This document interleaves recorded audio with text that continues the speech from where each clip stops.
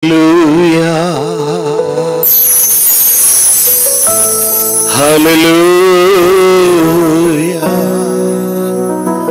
ప్రేమిస్తున్నా నిన్నేనయ్యా నా దైవమా నా యేసయ్యా ప్రేమిస్తున్నా నిన్నేనయ్యా నా దైవమా నా యేసయ్యా. అది త్వరలో రానయ్యున్న ప్రభువైన యేసుక్రీస్తు అతి పరిశుద్ధ నామమున చేరి వచ్చిన మీలో ప్రతి ఒక్కరికి, విశేషముగా ఈ కూడికను ఏర్పాటు చేసినటువంటి బాబురావు గారికి, వారి కుటుంబ సభ్యులకి, ప్రతి ఒక్కరికి, శబ్దం ద్వారా వింటున్న ప్రతి ఒక్కరికి మా హృదయపూర్వ వందనములు తెలియజేస్తున్నాము. ఒకసారి కూడా ఈ ప్రాంతములో ప్రభువైన యేసుక్రీస్తు సాక్షిగా నిలబట్టుకు సర్వకృపాలు అయిన దేవుడు చూపిన తన కృపకై, తన ఏర్పాటును బట్టి నేను దేవుని స్తుతిస్తున్నాను, దేవుని మహిమపరుస్తున్నాను. దేవునికి స్తోత్రం. నేను ఈ ప్రాంతముకు వస్తున్నప్పుడు వాహనంలో ఉండి నేను అడిగాను, ఆ ఊరి పేరు మూలపాలమా అని అడిగాను. అప్పుడు చెప్పాను మూలపాలెం అన్నారు. నేను చెప్పాను మారుమూలలో ఉన్నందున మూలపాలెం అని వచ్చిందా అని అడిగాను. దేవునికి స్తోత్రం. అడగడానికి కారణం ఉన్నది, అందుకే అడిగాను. దేవునికి స్తోత్రం. నేను అమెరికాలో జస్టిన్ అనే ప్రాంతంలో ఉన్నప్పుడు ఒకరోజు ఉదయం ఒక ఇంటిలో ఉండి నేను ప్రార్థన చేస్తున్నాను. ప్రార్థన చేస్తుంటే ప్రత్యేకమైన ఒక భారం హృదయంలో, అది సాధారణ భారం కాదు. ఆ భారంలో ఏడవటం మొదలైంది. ఎందును బట్టి ఆ భారం వస్తున్నదో నాకైతే తెలియదు. చాలా భారం హృదయ లోపల. అలా ఉన్నప్పుడు ఇశ్రాయేల్లో కనిపించకుండా పోయిన గొర్రెల ఎద్దకు నేను నిన్ను పంపితిని అని వాక్య భాగం నాకు దేవుడు జ్ఞాపకం చేయటం, ఆ విషయంలోనే మరలా నేను ప్రార్థన చేస్తూ ఉంటాను. ఎలా నేను ప్రార్థన చేస్తూ ఉన్నానంటే, ప్రభు అలా కనిపించకుండా పోయిన వారు ఎక్కడ ఉన్నారు, అక్కడికి వెళ్ళాలి కదా అని భారంతో అలా ప్రార్థన చేస్తూ ఉండను. కొంచెం సమయం తర్వాత వినయ్ అని ఒక సహోదరుడు వచ్చారు. ఆ సహోదరుడు నాతో చెప్పారు, రండి అప్ప మనం కొంచెం బయటకు వెళ్దామన్నారు. నేను చెప్పాను ఓకే, ఫ్రీగానే ఉన్నది. ఆ రోజు సాయంకాలం మీటింగ్ ఉన్నది, కొంచెం బయటకు వెళ్దామని చెప్పి ఆయన నన్ను తీసుకుని దాదాపు ఒక 20 కిలోమీటర్ దూరం నన్ను రెండు వైపున తీసుకుని వెళ్ళారు. హైవే తీసుకుని వెళ్ళారు. అక్కడ ఉన్నటువంటి కొన్ని గ్రామాల్లో ఉన్నటువంటి ఏరియా ద్వారా కూడా తీసుకుని వెళ్ళారు. అలా తీసుకుని వెళ్తూ సిటీ ఏరియాలో, అనగా హైవేలో ఉన్నటువంటి ఒక దేవాలయం, క్రైస్తవ దేవాలయం దగ్గర వచ్చి కొంచెం స్లో చేసి, ఈ అన్ని ప్రాంతాలకి ఇదొక్కటే ఆరాధనాలయం, ఇక్కడ వేరే ఆరాధనాలయం ఏదీ లేదు, అదైతే ఇంగ్లీష్లోనే జరుగుతున్నది, ఇక్కడ మన వాళ్ళు చాలామంది ఉన్నారు, తెలుగు వారు ఉన్నారు, తమిళ్ వాళ్ళు ఉన్నారు, ఇండియా దేశంలో వచ్చిన ఇతర భాషలు మాట్లాడుతున్న వారు, మలయాళం మాట్లాడుతున్న వారు ఉన్నారు, వీరికెవరికి ఒక ఆరాధనాలయం లేదు అని చెప్పటం మొదలుపెట్టినప్పుడు నాకు భారం ఎక్కువైంది. నాకు మరలా వాక్యం గుర్తు వచ్చింది, ఇశ్రాయేల్లో కనిపించకుండా పోయిన గొర్రెల ఎద్దకు నేను నిన్ను పంపితిని. ప్రభువైన యేసుక్రీస్తు వారు గెరేసీనుల దేశముకు వెళ్ళినట్లుగా పరిశుద్ధ బైబిల్లో రాయబడి ఉన్నది. ఎంతమంది బైబిల్ చదువుతారు? మిమ్మల్ని ఇబ్బంది పట్టడానికి అడగలేదు, తెలుసుకోవాలని అడిగాను. ఎంతమంది బైబిల్ చదువుతారు? చాలామందికి చదువు రాదు అని మీరు అనుకుంటున్నారు. స్తోత్రం. మీతో పాటు ఒక టీచర్ గారు కూర్చుని ఉన్నారు. దేవునికి స్తోత్రం. జోషి గారు ఒక సతీమణి సంధ్య. నాకు తెలుగు నేర్పిన టీచర్స్ ఎవరు లేరు, కానీ నేను తెలుగు చదువుతాను. తెలుగు ఎలా చదువుతున్నాను అని అడిగితే చదవాలని ఆశ కలిగినందున చదువుతున్నాను, తెలుసుకోవాలని ఆశ కలిగినందున. తెలుగులో నాకు జోషి గారి పరిచయం అవుతున్నప్పుడు బాగున్నారా అని అడిగితే అది బాగున్నాను అని చెప్పాలా, ఉన్నది అని చెప్పాలా అని తెలియకుండా కొంచెం ఆలోచించేవారు. దీనికి ఏం జవాబు చెప్పాలి? కారణం తెలుగు రాకుండా ఉన్న సమయంలోనే నాకు జోషి గారి పరిచయం. తెలుగువాడు కానీ నేను, దేవుడు మిమ్మల్ని ప్రేమిస్తున్నారు గనుక దేవుడు తెలుగు నేర్పినందుని నేను తెలుగులో మాట్లాడుతున్నాను. దేవునికి స్తోత్రం. అందుచేత మీలో ఎవరికైనా తెలుగు రాదు అని మీరు అనుకుంటున్నారంటే, మీకు ఏదైనా కొంచెం ఆస్తి కానీ స్థలం కానీ పొలం కానీ ఉండిన ఎడల దాని దస్తావేజు డాక్యుమెంట్లో రాసి ఉన్నది ఏమిటని తెలుసుకోవాలని ఎవరైనా చేత చదివించి మీరు తెలుసుకుంటారా లేరా? స్తోత్రం. అలాగనైతే పరిశుద్ధ బైబిల్లో నిత్య జీవం నేను పొందుటకు, నిత్యానందం నేను కలిగి ఉండుటకు, నిత్య రాజ్యంలో నేను చేర్చబడుటకు, నేను ఎలా ఉండవలసి ఉన్నది, నా గురించి ఉన్న విషయం నేను తెలుసుకోవాలి అని ఆశ ఉంటే అది తెలుసుకోవచ్చును. గనుక బైబిల్ చదవటం రాదు అని లేదా చదువు రాదు అని చెప్పుకొని ఉండకుండా ఎవరైనా చేత చదివించి వినండి. లేని పక్షం మీ మట్టికి మీరే చదవటానికి ప్రయత్నం చేయండి. ఒకప్పుడు మేము ఒక ప్రోగ్రాం స్టార్ట్ చేసాం, సిఈసి, కమ్యూనిటీ ఎడ్యుకేషన్ సెంటర్స్. ఎందుకొరకు ప్రారంభించానంటే, ఇలా బైబిల్ పట్టుకుని అనేక మంది రావటం మేము చూసాం. బైబిల్ ఉన్న వాక్య భాగం చెప్తున్నప్పుడు వారెవరు బైబిల్ తీయట్లేదు. బైబిల్ ఎందుకు వీళ్ళు తీయకుండా ఉంటున్నారనేది తర్వాత అర్థమైంది. వీళ్ళు బైబిల్ పట్టుకోవటమే తప్ప బైబిల్ లోపల ఉన్నది చదవటానికి ఉన్న చదువు లేదు. బైబిల్ ఎందుకు విడిచిపెట్టకుండా పట్టుకుని వస్తున్నారంటే, ఈ డబ్బులు మొత్తం దాని లోపలనే ఉన్నది, అది ఇంటిలో పెట్టకూడదని అది పొలిసిలాగా మార్చుకొని వస్తున్నామని తర్వాత అర్థమైంది.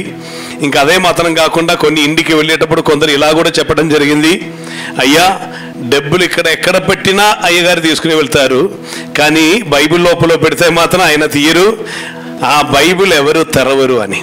వేరే కొందరు రేషన్ కార్డు, ఓటర్ ఐడి, ఈ కాలంలో ఓటర్ ఐడి బాగా వెదగి పెడతారు కూడా, అన్నీ తీసి పెడుతున్న ఒక స్థలం, రేషన్ కార్డు అని పెడుతున్న స్థలం లేదా ఆధార్ కార్డు అని పెడుతున్నది ఎక్కడ అంటే ఈ బైబిల్ లోపలనే.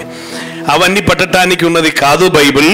బైబిల్ మన గురించి ఉన్న దైవిక ఉద్దేశమును మనకు వ్యక్తపరుస్తున్న, దైవిక సంకల్పమును, దైవిక చిత్తమును మనకు తెలియపరుస్తున్న, జీవార్థమైన జీవములోనికి మనల్ని ప్రవేశింపచేస్తున్న, నిత్య జీవములోనికి మనల్ని నడిపిస్తున్న వాక్యములు పరిశుద్ధ బైబిల్లో ఉన్నది గనక చదివి తెలుసుకుంటానికి ప్రయత్నం చేయండి. ఒకవేళ దైవ చిత్తం అయితే ఇక ఒక కమ్యూనిటీ ఎడ్యుకేషన్ సెంటర్ మేము స్టార్ట్ చేద్దాం. అది ఎలా స్టార్ట్ చేసామంటే, ఇలా బైబిల్ పట్టుకుని వస్తున్నారు, చదవటానికి వాళ్ళకి చదువు రావట్లేదు. నేను మా అన్నయ్య గారితో అది డిస్కస్ చేసి మేము ఇలా ప్లాన్ చేసి ఒక్కొక్క గ్రామంలో ఒక చిన్న స్థలం తీసుకుని ఒక చిన్న రూమ్ అక్కడ కట్టి అది ఒక బడిలాగా, అనగా వయసు వ్యత్యాసం లేకుండా వచ్చి చదవటానికి, ఎదువరికి చదవాలంటే రాయటం చదవటం వరకు నేర్చుకోవాలి. బైబిల్ చదవటానికి వారికి ఎప్పుడు సాధ్యం అవుతున్నదో అదే వాళ్ళు గ్రాడ్యుయేషన్. అలాగనే బైబిల్ చదివే వారికి బైబిల్ గిఫ్ట్గా ఇస్తూ అలా మేము కొన్ని కార్యక్రమం అప్పుడు చేయడానికి దేవుడు కృప చూపించారు. ఒకవేళ దైవచితం అయితే మరలా ప్రారంభించవలసింది ఉంటే ఇక మేమే ప్రారంభిస్తాం. దేవునికి స్తోత్రం. ప్రార్థన చేయండి. కానీ మీరందరూ బైబిల్ చదివి తెలుసుకుంటే అది మేలు. కారణం వాక్యములో ఉన్న సత్యం గ్రహిస్తే తప్పిపోవకుండా ఉంటారు. పరిశుద్ధ బైబిల్లో ప్రభు అయిన యేసుక్రీస్తు వారే ఇలా చెప్తున్నారు, మీరు లేఖనములు కానీ దేవుని శక్తిని కానీ ఎరుగకపోవుట వలన పొరపెడుచున్నారు లేదా పొరపాట్లో ఉన్నారు అని. లేఖనములు కానీ దేవుని శక్తి కానీ. సో లేఖనములు తెలుసుకుంటే దేవుని శక్తి ఏమిటో తెలుసుకోవచ్చు. లేఖనములు తెలుసుకుంటే, అమ్మా అర్థమవుతుందా? నేను ఓటు అడగటానికి రాలేదు కనుక ఆ మీటింగ్లో వచ్చేటట్టుగా కూర్చోకుండా దేవుని స్తుతించుకొని ఉండవలసిందిగా మనవి. దేవునికి స్తోత్రం. హల్లెలూయా. నేను ఓటేస్తే ఒకే పార్టీకే ఓటేస్తాను. ఏ పార్టీకి? దేవునికి స్తోత్రం. వెరీ గుడ్, బాగానే ఉన్నారు. దేవునికి స్తోత్రం. బీజేపీకి, భారతీయ జీసస్ పార్టీ. దేవునికి స్తోత్రం. హల్లెలూయా. ఆమేన్. స్తోత్రం. వేరే బీజేపీ కాదు. స్తోత్రం స్తోత్రం. అపార్థం చేసుకోకండి. పాస్టర్ గారు వచ్చి బీజేపీకి ఓటు వేస్తున్నామని వేయాలని చెప్పానని అపార్థం చేసుకోవద్దు. నేను ఎన్నడూ అలా చెప్పలేదు. జీసస్ పార్టీ అన్నాను. దేవునికి స్తోత్రం. ఆమేన్. మనం దేవునికి ఓటు వేయనక్కర్లేదు. ఆయన మనకిచ్చినటువంటి అవకాశములను మనం తెలుసుకుంటే చాలు. దేవునికి స్తోత్రం. ఆయనను రక్షకునిగా మనం స్వీకరిస్తే ఆయన రాజ్యం స్థాపింపబడుతుంది. ఆయన రాజ్యం కొరకు మనం నిలబడాలి. స్థాపింపబడబోతున్నది వేరెవరి రాజ్యము కాదు, దేవుని రాజ్యమే. ఆమేన్. పరిశుద్ధ బైబిల్లో యెషయా ప్రవచన గ్రంథంలో ఇలా రాయబడి ఉన్నది, ఒక్క రాజు నీతితో రాజ్యమేలును. వేరే ఎవరును నీతితో రాజ్యం ఏలలేరు. ఒకే రాజువే నీతితో రాజ్యం ఏలుతారు. ఆ రాజు పేరు యేసు రాజు. ఆమేన్. Very good. దేవునికి స్తోత్రం. సో పరిశుద్ధ బైబిల్ ఎందుకు చదవమని చెప్పానంటే, యేసుక్రీస్తు వారు సరస్సు దాటి సముద్రం దాటి వెళ్ళిన ఒక స్థలమే గెరేసీన్ల దేశం. అక్కడికి వెళ్ళటానికి కారణం ఉండను, అక్కడ సమాధుల్లో నివసిస్తున్న ఒకరుండను. సమాధుల్లో ఏముండదు? యాక్చువల్లీ మీరు చెప్పండి, సమాధుల్లో ఏముండదు? చనిపోయిన వాళ్ళు ఉంటారు, శవములు ఉండదు. స్తోత్రం. నేను ఇప్పుడు ఈ ట్రిప్ ఇక్కడికి వస్తున్నప్పుడు నేను పొలముల మధ్యలో కొన్ని సమాధులు చూశాను. కొంతమంది యవనస్తులు బాగానే కట్టబడిన సమాధి దిమ్మె మీద అలా కూర్చొని ఉన్నారు. కొందరు అక్కడ పడుకుని ఉన్నారు. కొందరు ఏదో ఆట ఆడుతున్నారు. అప్పుడు నాకు కూడా అనిపించింది, ఈ గెరాసీన్ల దేశముకు తగిన దేవునికి స్తోత్రం. ఇక గెరేసీనుల దేశం ఏమిటని కూడా మీరు తెలుసుకోవాలి. ఇశ్రాయేల్లో ఉన్న గోత్రికులు 12. ఎంతమంది? ఎవరెవరని మీకు గుర్తుందా? స్తోత్రం. గుర్తుంటే మంచిది, గుర్తు లేకపోయినా పర్వాలేదు. నేర్చుకోవాలి. ముందున్న దినముల్లో నేర్చుకుంటూ బైబిల్ క్లాస్ లాగా ఇక్కడ రెగ్యులర్గా జరగాలి అని ఆశిస్తున్నాం. దేవుని బిడ్డ బాబురావు గారు, వారి కుటుంబ సభ్యులందరూ ఇక్కడనే అనేకులు సిద్ధం అవ్వాలి, ట్రైనింగ్ చేయాలని ఆశిస్తున్నారు. నేను నమ్ముచున్నాను, అది నెరవేరుతుంది. దేవునికి స్తోత్రం. హల్లెలూయా. కాలక్రమములో ఏదో ఒక వేది మీద ఉండి పట్టణములను కదలిస్తున్నటువంటి ఒక దైవజన్ని, ఒక అభిషిక్తుని చూసి మీరు ఎక్కడి నుండి వస్తున్నారు, ఎక్కడ ట్రైనింగ్ పొందారని అడుగుతున్న దినం నేను మూలపాలములో ట్రైనింగ్ పొంది వచ్చానని చెప్తున్నటువంటి భవిష్యత్ కాలం ఉండును గాక. యేసు నామములో నెరవేరును గాక. హల్లెలూయా. సో ఆ దేశం ఎటువంటిదంటే, ఇశ్రాయేల్లో ఉన్న 12 గోత్రం, రూబేన్, షిమయోన్, లేవి, యూదా, ఇస్సాకార్, సెబులూన్, నఫ్తాలి, ఆషేరు, దాను, గాదు, యోసేఫు, బెన్యామీను. 12 గోత్రికులు ఉన్నారు. ఈ 12 గోత్రికుల్లో రూబేనీయులను, గాద్యులు. రూబేన్ అంటే జ్యేష్ఠ గోత్రమే, అన్నయ్య, పెద్దన్నయ్య అని చెప్పుకోవచ్చు. సో రూబేనీయులను, గాద్యులు ఏం చేశారంటే, వీరు బయలుదేరి వచ్చినప్పుడు, అనగా ఐగుప్తు అని బంధగాలుండి, ఐగుప్తు లోగముకు సాదృశ్యం. ఐగుప్తు నుండి బయలుదేరి వారు కానాను వాగ్దాన దేశంలోనికి వెళుతున్నారు. కానాన్ అన్నది నిత్య పరలోక రాజ్యంకు సాదృశ్యం. లోకం నుండి వేరుపరచబడి ప్రయాణం చేస్తూ నిత్య పరలోక రాజ్యములో మనం ఎలా చేర్చబడతామో దానికి సాదృశ్యముగా ఆ కాలములో ఐగుప్తు నుండి, బంధగాల్లో నుండి, వారికి అక్కడ పని ఉండను కానీ బంధగాల్లో ఉండను, అక్కడి దేవుడు వారిని విడిపించి ప్రయాణములో తీసుకొని వెళ్ళిన, అది నిర్గమకాండం, తీసుకొని వెళ్ళి వాగ్దాన దేశం అనే కానాను దేశములో పాలు తేను ప్రవహించుచున్న, అనగా సమృద్ధి ఉన్న దేశంలోనికి, సంతోషం ఉన్న దేశంలోనికి, క్షేమం ఉన్న దేశంలోనికి వారిని తీసుకొని వెళుతుంటే, వెళ్ళు మార్గేన రూబేనీయులకు, గాద్యులకు 40 సంవత్సరమైంది వీరి ప్రయాణం స్టార్ట్ చేసి. అందుచేత వారికి దైవిక ఆశీర్వాదమును బట్టి మందలు పెరిగి, ఆ కాలంలో ఉన్న ఎక్కువ సంపద ఏమిటంటే గొర్రెలు, మందలు, మేకలు, ఎద్దులు, ఇటువంటిదని సంపద అంటే. సో వారికి మందలు పెరిగినందున వారు చెప్పారు, మాకు చాలా మందలు ఉన్నది, ఇక్కడే పచ్చిగల చోట్లు ఉన్నాయి కదా, ఇక కానాన్ దాకా వెళ్ళటం ఎందుకు అని చెప్పుకుని వారు అక్కడనే మార్గంలో ఆగిపోవటానికి ప్రయత్నం చేశారు.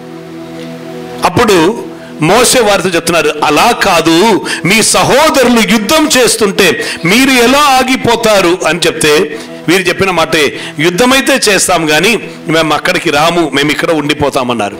అలా వారు ఉండిపోయినటువంటి స్థలమే యోర్దానికి ఇవతల వైపు ఉన్న గెరేసీల దేశం కాలక్రమంలో దెయ్యాల దేశంగా మారిపోయింది. అంటే వాగ్దానములో మనం చేరకుండా, దేవుడు నడిపిస్తున్న ప్రయాణములో మనం పోయి నిత్యరాజ్యం చేరకుండా మార్గములో ఆగిపోతే, అనగా లోకానుసారమైన సమృద్ధి నాకున్నది, ఇది ఆశీర్వాదం అని చెప్పి ఆగిపోతే, అది దెయ్యములకున్న స్థలమై మార్చబడుతున్నది అని దానికి మంచి ఒక ఉదాహరణ. అది ఈ గెరాసీల దేశంలోనికి ప్రభు అయిన యేసుక్రీస్తు వారు వెళ్ళినప్పుడు అక్కడ ఒక మనుష్యుడు ఎదురుపడ్డాడు. అతను ఎక్కడి నుంచి వచ్చాడంటే సమాధి నుండి వచ్చాడు. అతనికి సమాధిలో పోయి ఉండటమే ఇష్టం, అంటే శవములతో సమయం గడపటం ఇష్టం. మీకు ఇష్టమా? కొందరు ముఖభావం చూస్తే కొంచెం ఉంటే పర్వాలేదని అనిపిస్తుంది, కొంచెం కూడా ఉండలేం. ఇదివరకు అనేక సమాధి కార్యక్రమంకు నేను వెళ్ళి ఉన్నాను, కానీ కొంచెం సమయం అయినాక వచ్చే వాళ్ళందరూ చెప్పేది త్వరగా త్వరగా త్వరగా. ఎందుకు త్వరగా అంటే, ఇక ఉంచితే ఎంత ప్రేమిస్తున్న వ్యక్తి అయినను, ప్రేమించిన వ్యక్తి అయినను, ప్రేమ నొందిన వ్యక్తి అయినను సరే, ఈ శరీరం ఇక ఉంచటం సాధ్యం కాదు, దుర్వాసన స్టార్ట్ అవుతుంది. కనుక దాన్ని తీసుకుని పోయి పాతి పెట్టాలి. చనిపోయారు, మరణం ద్వారా ఆ వ్యక్తి శరీరమును విడిచి వెళ్ళిపోయారు అని అర్థం. స్తోత్రం. సో శవములతో పాటు నివసిస్తున్న ఒక వ్యక్తి వద్దకి వెళ్ళారు యేసుక్రీస్తు వారు. అంటే చనిపోవటమే ఇష్టమున్నా, ఇక చనిపోవటమేనా ఇష్టం అని ఆలోచిస్తే, అతని నుండి వెళ్ళిపోయిన దురాత్మ సమూహములు పందుల్లోనికి వెళితే ఆ పందులు మొత్తం వెళ్ళిపోయి సముద్రములో దూగి, సో పందికి ఆత్మహత్య చేయటానికి ఏదైనా భార్యతో గొడవ అయిందా? లేదా చేసిన వ్యాపారంలో నష్టం కలిగిందా? అప్పులు తీసుకుని తిరిగి చెల్లించడానికి కుదరకుండా పోయిందా పందికి? ఇవన్నీ మనుషులకే కదా ఉంది. ఆత్మహత్య చేయటం అని ఒక్క మనోభావం మనిషికి తప్ప వేరెవరికి రాదు, కానీ పందికి అది వచ్చిందంటే అర్థం ఆ ఆత్మలకున్న కోరిక అదై ఉండను.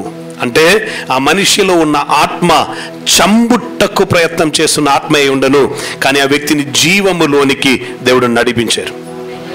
ఇవన్నీ ఎందుకు చెప్పానంటే, హల్లెలూయా, ఆమేన్. నాకు కొంచెం గెయిన్ ఇవ్వాలమ్మా, దేవునికి స్తోత్రం. ఇదన్నీ ఎందుకు చెప్పానంటే, ఇక బ్రతుకెందుకు, ఇక నేను ఎందుకు జీవించాలి, ఇక ముందు భవిష్యత్ ఏది కనిపించట్లేదే, ఇంతవరకు చాలు అని అనుకుంటున్న వ్యక్తి జీవితంలో ఇప్పుడు నుండి నేను కార్యం చెయ్యపోతున్నానని చెప్పి నిన్ను చేయి పట్టి ముందుకు తీసుకొని వెళ్ళడానికి పరిశుద్ధాత్ముడు దిగి వచ్చి ఉన్నారు. తన చిత్తం నెరవేరుతుంది. హల్లెలూయా.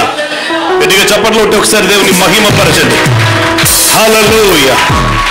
ఇంతవరకే ఇక ఏమీ లేదు, ఇలా ఉండిపోతే చాలు అని ఒక్క లెవెల్ వరకు వచ్చి అక్కడనే ఆపటానికి ప్రయత్నం చేస్తున్న లెవెల్ నుండి నిన్ను ముందుకు తీసుకుని వెళ్ళడానికి దేవుడు కృప అనుగ్రహిస్తున్నారు. దేవునికి స్తోత్రం.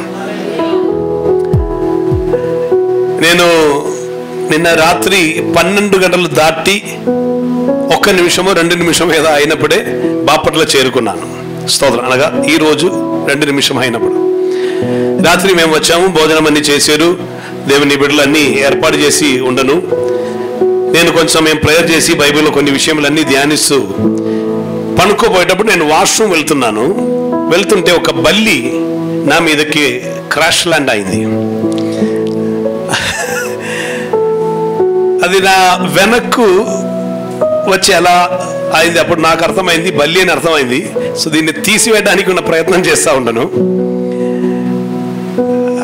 తర్వాత అదే వెళ్ళిపోయింది, మనం ఏదో ఉండదు కదా, అదే వెళ్ళిపోయింది. వెళ్ళిపోయిన తర్వాత నేను ఆ బల్లిని ఆ వాష్రూమ్ లోపల చూస్తూ ఉండను. ఇది అటు ఇటు పరిగెత్తుంది, వెళ్ళిపోవాలని ప్రయత్నం చేస్తుంది. అక్కడ ఎగ్జాస్ట్ ఫ్యాన్ తిరుగుతుంది. ఇది ఏం చేసిందంటే ఆ ఎగ్జాస్ట్ ఫ్యాన్ ఉన్న చోటకే పరిగెత్తిపోయి టక్ అని సౌండ్ వచ్చింది, తగిలిందని నాకు అర్థమైంది. అది ఒక మూలకి పోయి అక్కడ ఉండను, మళ్ళీ కొంతసేపు అది వెయిట్ చేస్తూ ఉండే. అప్పుడు నేను చూసాను, దీనికి వెళ్ళిపోవడానికి ఎక్కడైనా గ్యాప్ ఉందా అంటే వేరే వెంటిలేషన్స్ ఉన్నాయి, దానిలో గ్లాస్ ఇట్లా ఉంది. సో నేను గ్లాస్ ఉన్న చోట్ల పోయి చూసినప్పుడు ఎక్కువ గ్యాప్ అక్కడ లేదు. ఈ బల్లి అయితే ఒక ఏం చెప్పాలి, అది తొండ సైజులో ఉంది, కొంచెం పెద్దగానే ఉంది. అది ఆ గ్లాసు ద్వారా వెళ్ళిపోవాలంటే అది ఒక వారం ఉపవాసం ఉండాలి, లేకుండా దాని ద్వారా వెళ్ళిపోలేను. సో నేను చూస్తా ఉన్నాను. కొంచెం సమయం తర్వాత ఈ బల్లి మరలా ఏం చేసిందంటే మరలా క్రక్కని సౌండ్ వచ్చింది. చూస్తే ఇది మరలా అదే చోటకి వెళ్ళి మరలా అక్కడే పోయి తగిలింది. ఏది, ఆ ఎగ్జాస్ట్ ఫ్యాన్ దగ్గర పోయి తగిలింది. తర్వాత కింద పడింది. నేను అనుకున్నా చచ్చిపోయి ఉంటుందని అనుకున్నాను. పోయి చూశాను. కొంచెం తర్వాత మరలా అది పరిగెత్తడం మొదలైంది. నేను అనుకున్నా, ఓకే ఎగ్జాస్ట్ ఫ్యాన్ ఆఫ్ చేసి పెడదాం, ఆ గ్యాప్లో వెళ్ళిపోతుంది కదా అని. నేను తర్వాత వచ్చాను, పనుకున్నాను. నేను పనుకున్న తర్వాత కొంచెం సమయానికి నిద్రలోనికి వెళ్ళిపోయాను. నా వెనకాల ఒక పిల్లి అలా వచ్చి కూర్చుంది. ఇది ఒరిజినల్ పిల్లి కాదు,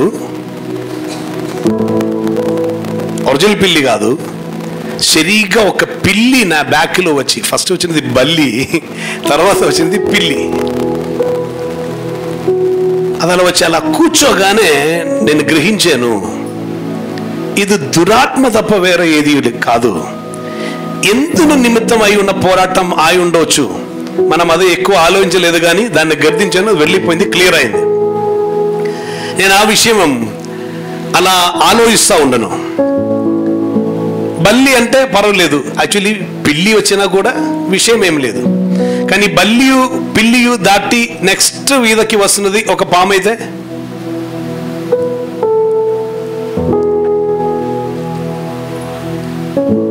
చెప్పండి, పని ఉండదా? మెడ మీద పెట్టుకోవాలా? అది వాడు పని లేని వాడు చేస్తాడు. కళ్ళు త్రాగి మత్తులు అన్నదరు అటువంటి పని చేస్తారు. మనమైతే పామును తేళ్లను తొక్కాలి, స్తోత్రం. లేదా ఇంకా బల్లి వెనకాల వచ్చింది కుక్క అయితే కొట్టాలి. సో ఎక్కడనే అలర్ట్ అవ్వాలని పరిశుద్ధాత్ముడు చెప్పారు. అది బల్లి లెవెల్లో ఉన్నప్పుడే అలర్ట్ అవ్వాలి, స్తోత్రం. ఆమేన్. ప్రభు వెంటనే ఎలా చెప్పారంటే, బల్లి అని వచ్చేటప్పుడు జస్ట్ బట్టలు దులిపాం, కానీ పిల్లి అయ్యేటప్పుడు బట్టలు దులిపితే వెళ్ళిపోలేదు, దాన్ని తీయాలి, స్తోత్రం. పరిశుద్ధం చెప్పారు, చిన్న ఏరియా నుండి స్టార్ట్ అవుతున్నప్పుడే అది గుర్తెరగాలి అన్నారు, స్తోత్రం. ఆమేన్. ఎటువంటి రీతిలో ఇక్కడ ఉన్న ప్రజల మీద అపవాది స్టార్ట్ చేసి ఉండినను, హల్లెలూయా. బలిని గురించి బైబిల్లో ఏం రాసి ఉందంటే, అది చాలా చిన్న ఒకటి అయినను రాజుల అంతఃపురములో కూడా అది ఉండుది అని బైబిల్లో రాయబడి ఉన్నది, స్తోత్రం.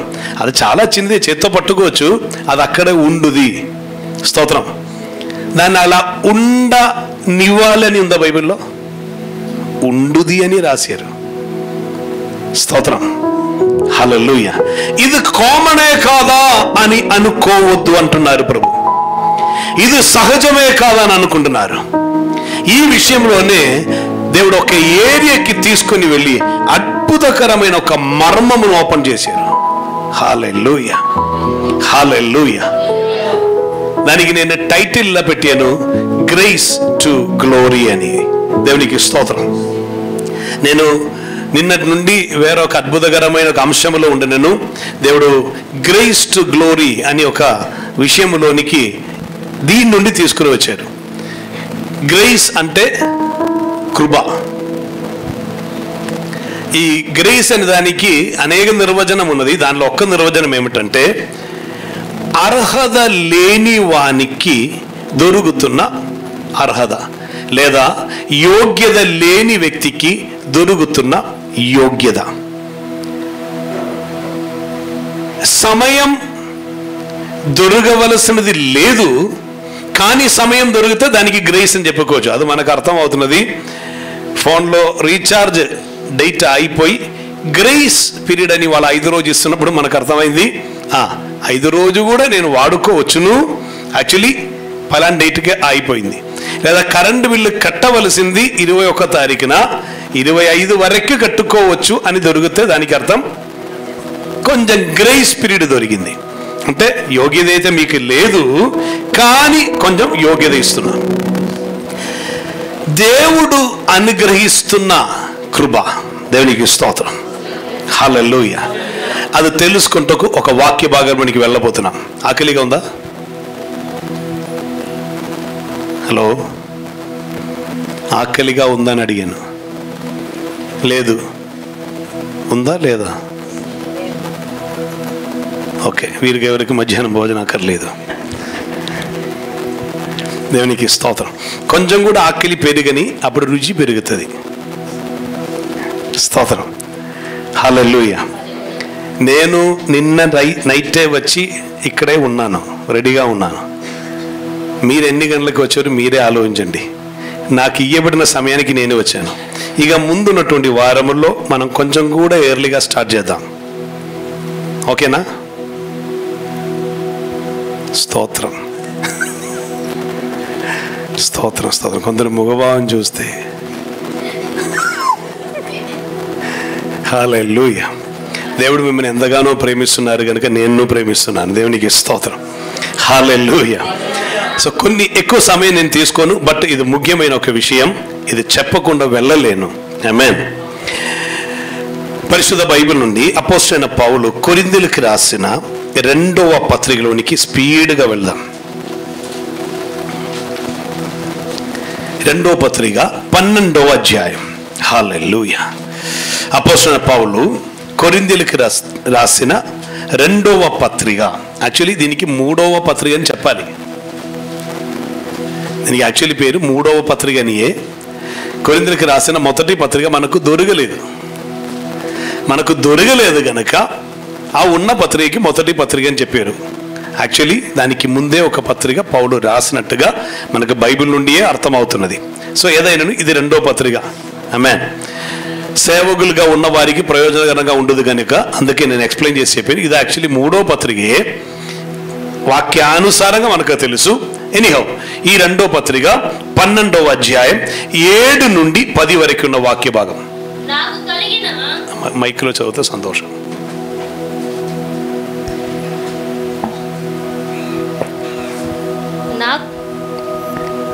నాకు కలిగిన అదే ఇంటెన్సిటీలోనే మైక్ వచ్చినప్పుడు కూడా చదవాలి. నీకు ముందు ఎంత సౌండ్లు చదివేమో మైక్ వచ్చిన అదే రీతిలో చదవండి. నాకు కలిగిన ప్రత్యక్షతలు బహు విశేషముగా ఉన్నందున సో ప్రత్యక్షత అనేకం దొరికిన పౌల్, ఆశీర్వాదం అనేకం ఉండిన పౌల్, వరములు అనేకం ఉండిన పౌల్, ఆత్మ ఫలములు అనేకం ఉండినటువంటి పౌల్ చెప్తున్నారు, ఇవన్నీ ఉండుట వలన నేను హెచ్చిపోవకుండా ఉండినట్లుగా. అర్థం, ఇవన్నీ దొరికితే మనిషికి ఏం జరుగుతుంది? హెచ్ దొరుకుతుంది. హెచ్ దొరికితే పర్వాలేదు, హోలీలోనికి వెళ్ళవచ్చు. ఇది ఆ హెచ్ కాదు, ఇది హెచ్. స్తోత్రం. హెచ్చిపోకుండా కొందరికి 2 అడుగు పెరిగినట్టుగా వాళ్ళకి అనిపిస్తుంది. ఎప్పుడంటే స్తోత్రం ప్రార్థన చేయగానే ఒక వ్యక్తి స్వస్థత పొందిన అనుకోండి, స్వస్థత వరం గల దైవజనుడు అని మారిపోతారు. వెంటనే వాళ్ళకి హెచ్ వచ్చేస్తుంది. స్తోత్రం.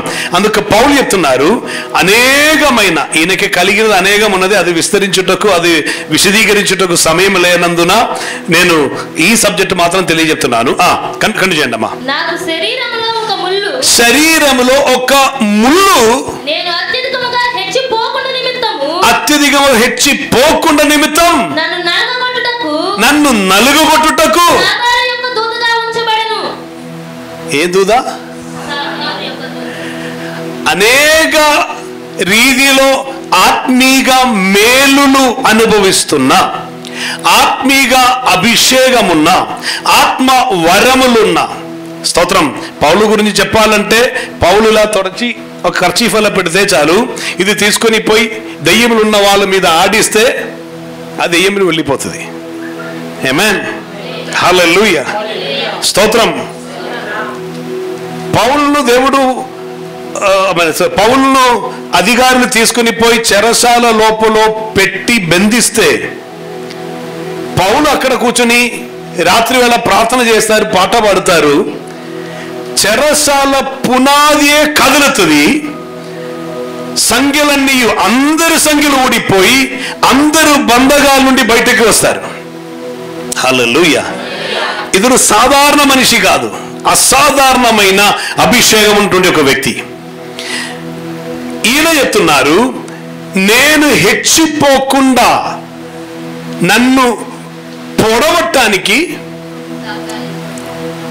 సాతాని దూత, దేవుని దూత కాదు, గబ్రియేలో మిఖాయేలో ఏం కాదు, సాతాని దూత. స్తోత్రం. సాతాని దూత నా వెంకటమ్మ కాదు, దేవునికి స్తోత్రం, స్తోత్రం. ఆమేన్. ఏదో ఒక కానీ వ్యక్తిగా ఉన్నది కాదు, ఒక్క శక్తి వలె. నేను ధ్యానించినప్పుడు నాకు అర్థమైంది, హ్యాండిక్యాప్డ్ అనుభవం ఉండను అంట. హ్యాండిక్యాప్డ్ అనుభవం అంటే సరిగా నడవలేకపోవటం. కొన్ని చరిత్రములు చూసినప్పుడు పౌలుకి ఇలా ఇలా నడిచారంట, 2 కాళ్ళు అటు వెళ్ళిపోతుంది ఇదిలో. సో ఇవన్నీ ఈ కాలంలో వచ్చినది కావచ్చును, ఏదైనా అది మనకు విషయం కాదు. ఈయన హెచ్చిపోకుండా నిమిత్తం ఈయనకి ఒక ముళ్ళు అంటే ఎలా ఉండదు మనకి? హ్యాపీనా? స్తోత్రం, స్తోత్రం. ఈ వివాహమైన కొత్తలో కొత్త జెండా వివాహమై ఎలా వెళ్తున్నారంట. వెళ్తుంటే అమ్మాయి కాల్లో ఒక ముళ్ళు గుచ్చుకుంది. ఈ భర్త మంచి ఆత్మీయుడు, ముళ్ళు గుచ్చుకోగానే అని చెప్పుకొని ఆమె అక్కడ ఆగానే ఈ భర్త పరిగెత్తి వచ్చి ఆ ముళ్ళు తీసి ఆ ముళ్ళు చూసి, సాతానా పో ముళ్ళుని. ఎందుకంటే తనకి తన భార్య మీద ఉన్న ప్రేమను బట్టి ముళ్ళును సాతానని అనిపించింది. సాతానా పో అని చెప్పి పడేసి ఆమెను తీసుకుని వెళ్ళిపోయాడు. ఒక 3 సంవత్సరం తర్వాత వీళ్ళిద్దరు కలిసి ఇలా వెళ్తున్నప్పుడు ఈమె కాల్లో మరలా ముళ్ళు గుచ్చుకుంది. అప్పుడు ఈమె అని చెప్పుకుని ఆగి ఉంటే ఆయన అక్కడ నిలబడి ఏమైంది అని అడిగారు. ముళ్ళు గుచ్చుకుంది అంట. అప్పుడు ఈయన చెప్తున్నారు, సాతానా చూసి నడవరాదా అని. ఇప్పుడు ముళ్ళు ఏదైంది? ఇంతకు ముందు ముళ్ళు సాతాన్, ఇప్పుడు ముళ్ళు కాదు సాతాన్. స్తోత్రం. ఒక మీటింగ్, ఒక మ్యారేజ్లో భార్యను దొరుకువానికి మేలు దొరుగును అంటే స్టేజ్లో ఉన్న పాస్గా చెప్తున్నారు, మేకు దొరుగును అంట. స్తోత్రం, స్తోత్రం. ఆమేన్. నేను చెప్పాను ఒక్కొక్కరి అనుభవం అన్నాను. స్తోత్రం. ఆమేన్. మీరు ఎలా ఉన్నారో మీ భర్తలే చెప్పాలి, నాకు తెలియదు. దేవునికి స్తోత్రం. హల్లెలూయా. శ్రద్ధగా వినండి. సో ఒక ముళ్ళులాగా పొడుస్తున్నట్లుగా ఈయనకి వేదన పుట్టిస్తున్న ఒక అనుభవం ఉండను. ఏముండను? వేదన. అప్పుడప్పుడు ఒక వేదన, అప్పుడప్పుడు ఒక కష్టం, అప్పుడప్పుడు ఒక భారం. ఒకవైపున అన్నీ ఉన్నది కానీ ఏదో పొడుస్తున్నట్టు. అందుకే సాతాని దూదయే వచ్చి ఈటతో పొడుస్తున్న రీతిలో తనకు వేదన వస్తున్నా, తనకు భారం కలుగుతున్నా, తనకు ఇబ్బంది కలుగుతున్నా ఒక అనుభవం తన వ్యక్తిగత జీవితంలో ఉండరు. ఆమేన్. ఏముంటున్నామా? వ్యక్తిగత జీవితంలో ఏముండను? తనకు వేదన పుట్టిస్తున్న అనుభవం. తనకు సుఖం కాదు, ఏముండను? వేదన, కష్టం, బాధ. హల్లెలూయా. ఈరోజు వేదన అనుభవిస్తున్న వ్యక్తి అయితే, కష్టం అనుభవిస్తున్న వ్యక్తి అయితే, బాధలు అనుభవిస్తున్న వ్యక్తి అయితే అన్ని ఉంది కానీ ఆ ఒక్క విషయమేనండి బాధ అని ఉంటే ఈ వాక్య భాగం శ్రద్ధగా వినండి.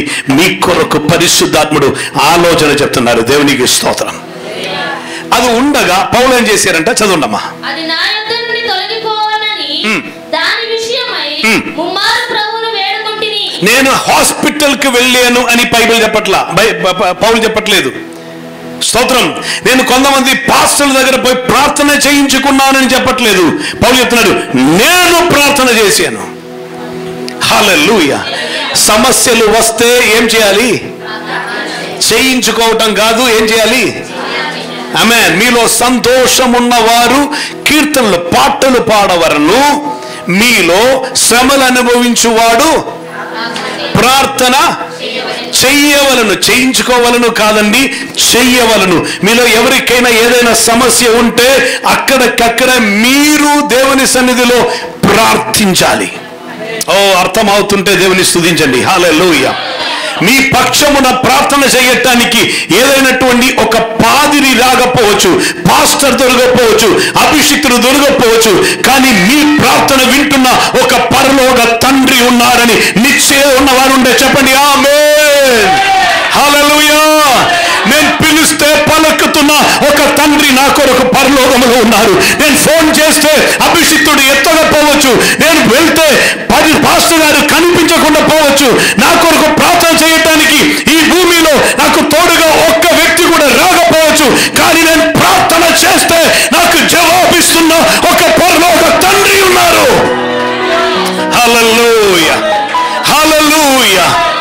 అడుగు ప్రతి వానికి జవాబిస్తున్న ఒక పరిశుద్ధ తండ్రి మన కొరకు పరలోకములో ఉన్నారు. ఆమేన్. కానీ ప్రార్థించటానికి మనసు ఉండాలి. ప్రార్థన మనల్ని శుద్ధీకరణలోనికి నడిపిస్తుంది, ప్రార్థన మనల్ని ఐక్యతలోనికి నడిపిస్తుంది, ప్రార్థన మనల్ని పరిశుద్ధపరుస్తుంది. ప్రార్థన లేకుండా పరిశుద్ధత మన జీవితంలో రాదు. హల్లెలూయా. హల్లెలూయా. సో పౌలు ఏం చేశారంటే ప్రార్థన చేశారు. ప్రార్థన చేస్తే ఏం జరిగింది? వెంటనే స్వస్థత వచ్చిందా? అందుకు నా కృప నీకు చాలు, బలహీనతయందు. హల్లెలూయా. బలహీనతయందు నా శక్తి దొరుకుతున్నది అని చెప్పలేదు. హల్లెలూయా. ఆ వాక్యంలో ఉన్న శక్తి మీరు గ్రహిస్తే మంచిది. హల్లెలూయా. బలహీనతయందు నా శక్తి. సో బలమున్నప్పుడు దైవిక శక్తి అనుభవించటం సాధ్యం కాకపోవచ్చును, కానీ బలహీనతలో ఉన్నప్పుడు ఆయన శక్తి అత్యధికముగా మన కొరకు దిగి వస్తుంది. మీకు ఇగను అర్థం అవ్వాలంటే ఒక రీతిలో చెప్తాను. 86 వయస్సు ఉన్నప్పుడు తన సొంత బుద్ధిలోను తన భార్య చెప్పిన ఆలోచన చెప్పునను వెళ్ళి అబ్రహాము ఒక కుమారుని సంపాదించారు. భార్య అయిన సారా ద్వారా కాదు, కానీ దాసురాలైన హాగరు ద్వారా. వయసు అప్పుడు 86. స్తోత్రం. తర్వాత 13 సంవత్సరం దేవుడు మాట్లాడలా. 99 ఉన్నట్టప్పుడు దేవుడు ప్రత్యక్షమై ఆయనతో మాట్లాడి చెప్తున్నారు, అబ్రహామా, నేను సర్వశక్తి గల దేవుడను, నా ఎదుట నడుచుచు నిందారహితముగా ఉండుము. అర్థం, నీ మీద ఇప్పుడు నింద వచ్చింది, నా ఆశీర్వాదం చెప్పుననైతే, నా ఆలోచన చెప్పుననైతే నీకును నీ భార్యకును మీ కుటుంబములో నేను అనుగ్రహిస్తున్న ఆశీర్వాదములో ఒక కుమారుడు రావాలి. కానీ నీ సొంత బుద్ధిలోను నీ భార్య ఇచ్చిన ఆలోచన చెప్పును నువ్వు వెళ్ళి ఇప్పుడు కుమారుని సంపాదించుకున్నందున వాగ్దానపు సంతానమని అనుకుంటానికి లేదు, నింద మాత్రమే వచ్చి ఉన్నది గనుక నా ఎదుట నడుచుచు నిందారహితముగా ఉండుము అని చెప్తున్నప్పుడు దేవుడు పరిచయం చేస్తున్నారు. ఎలా పరిచయం చేస్తారంటే, నేను సర్వశక్తి గల దేవుడను, నేను ఎల్ షడాయ్. అర్థం, నీవు బలహీనుడవని నాకు తెలుసు, కానీ నేను బలపరచు దేవుడనై ఉన్నాను. హల్లెలూయా. నీకు వేరొకరు ఒక సజెషన్ చెప్పేటప్పుడు లేదా నీ బుద్ధిలో నీకు బలహీనత కలగవచ్చు, కానీ ఆ బలహీనలో నిన్ను విడిచిపెడుతున్న దేవుడిని కాదు నేను. అదే బలహీనలో నేను దిగి వచ్చి నిన్ను బలపరుస్తున్న దేవుడినై ఉన్నాను. హల్లెలూయా. ఎప్పుడెప్పుడు బలహీనవుతావో అప్పుడల్లా నిన్ను బలపరుస్తున్న ఒక దేవుడు ఉన్నారని ఎరిగిన వారుంటే దేవుని మహిమపరచండి. హల్లెలూయా. హల్లెలూయా. 2001వ సంవత్సరంలో చిలుకలూరిపేట నుంచి నరసాపేట వెళ్తున్న రూట్లో ఒక 1/2 కిలోమీటర్ ముందుకు వెళ్తే ఎడమ వైపున మున్నంగి బ్రహ్మారెడ్డి నిలయమా భవనం మర్చిపోయారు, నిలయం స్తోత్రం అని ఒక ఇల్లు ఉన్నది. అది అద్దెకి తీసుకుని ఆ ఇంటిలో నేనున్నా.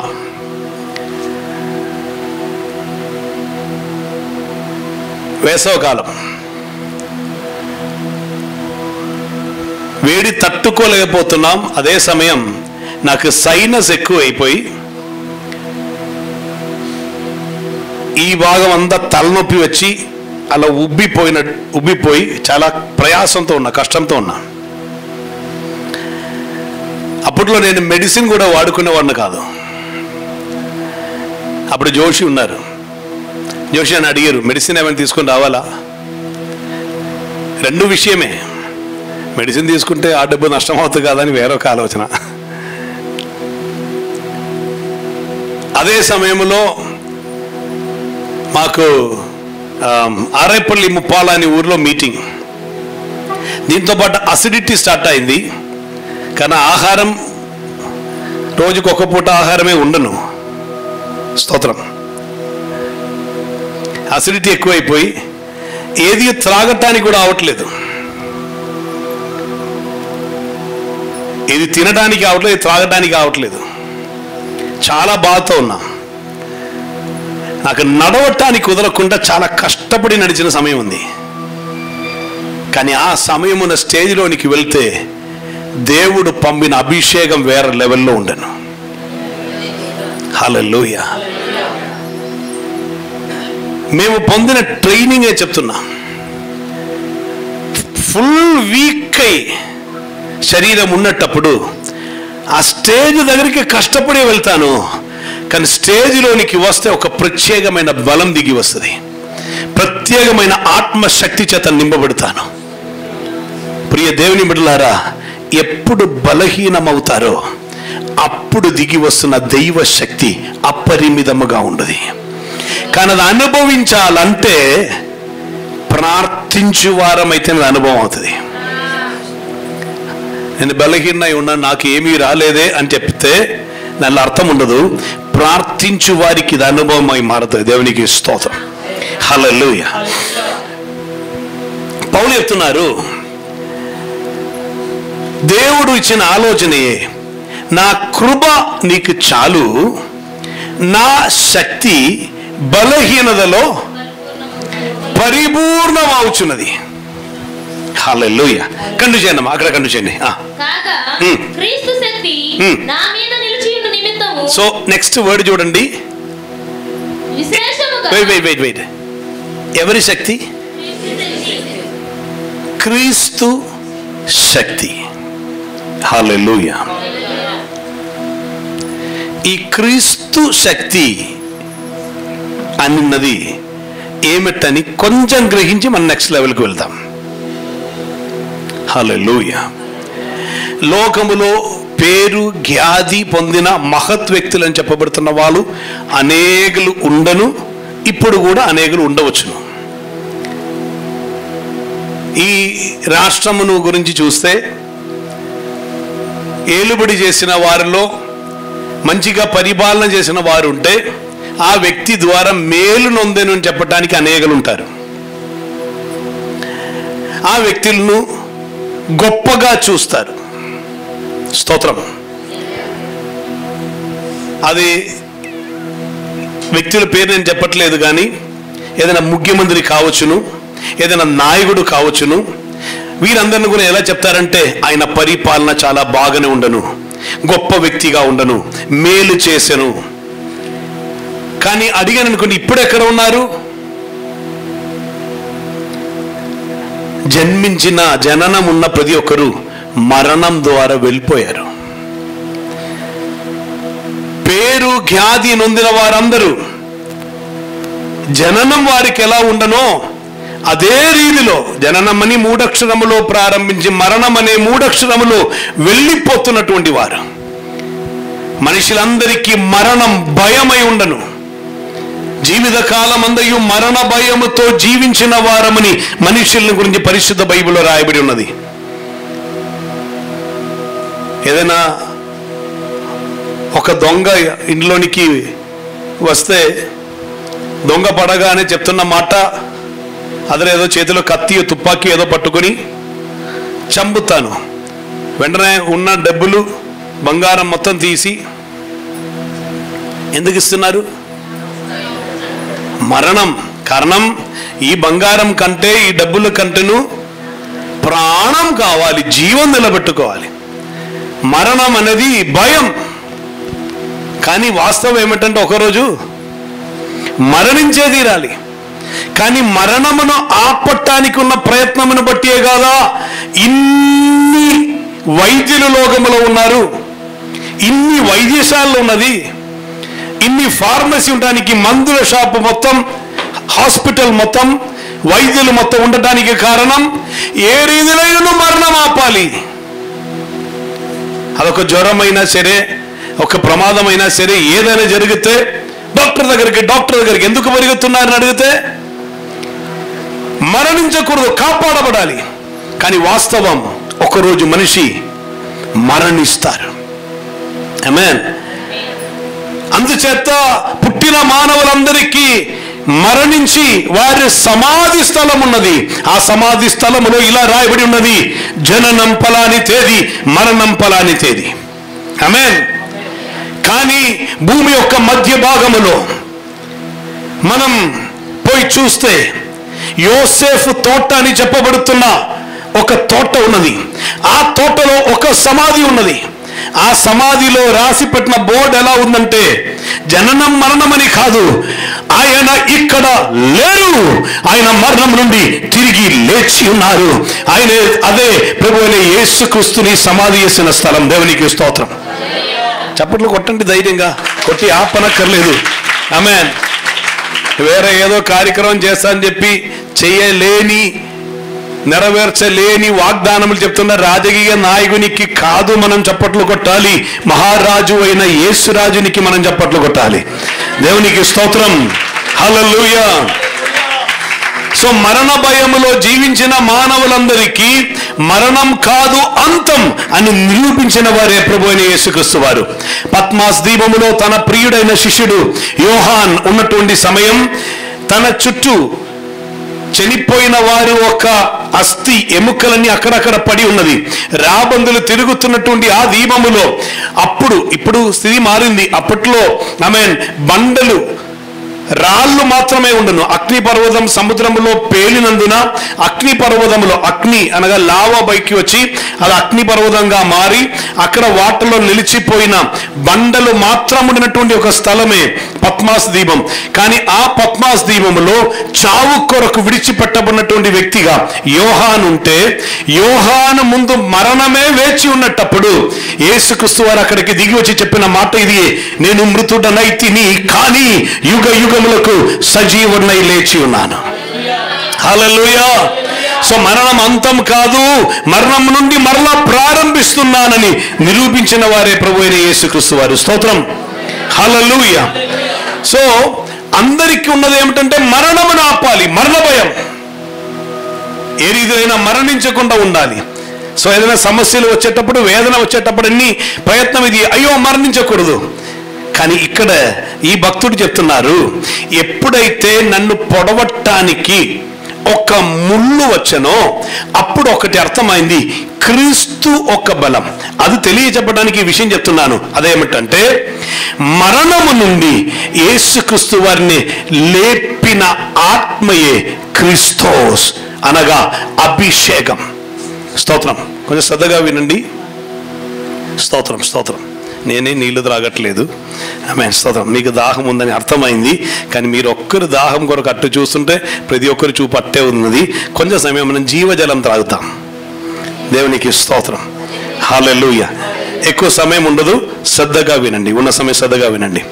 మరణము నుండి యేసుక్రీస్తు వారిని లేపిన ఆత్మశక్తియే క్రిస్తోస్.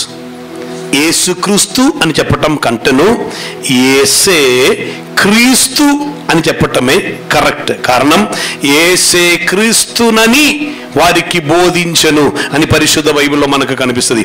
యేసే క్రీస్తు అనగా యేసు అన్నది పేరు, క్రిస్తోస్ లేదా క్రీస్తు అన్నది ఆయన మీద ఉన్న అభిషేకం లేదా నియమనం. ఇక్కడ ఏం రాసి ఉంది?